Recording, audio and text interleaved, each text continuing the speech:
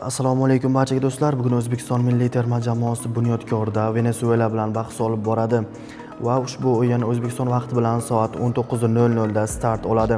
Qani ko'ramiz, bugungi o'yinda Fabio Cannavaro qo'l ostidagi milliy terma jamoamiz Venesuelani mag'lub eta oladimi yoki Venesuela O'zbekistonni mag'lub etadimi? Siz fikrlaringizni izohlarda yozib qoldiring. O'zi bugungi o'yin juda ham muhim hisoblanadi, chunki agar bugun biz Venesuelani yirik hisobda mag'lub etsak, ularda FIFA reytingida o'tib ketamiz. Chunki 3 yil avvalgi o'yinda O'zbekiston milliy terma jamoasi aynan ushbu terma jamoa bilan bahs olib borgan va ushbu o'yinda durang qayd etilgan edi va kuchlar teng kelganligini ko'rgan edik. Bugun esa O'zbekiston milliy terma jamoasi g'alaba qozonishi kerak, chunki bugungi g'alaba bizni Venesuela bilan ulardan o'tib ketishimizni ta'minlab beradi va FIFA reytingida yuqorilab olamiz.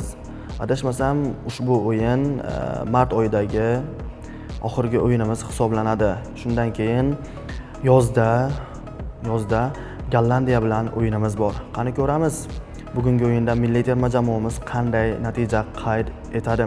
Fikrlaringizni izohlar yozib qoldiring va bizga obuna bo'ling. Milliy terma jamoaga omad, salomat bo'linglar.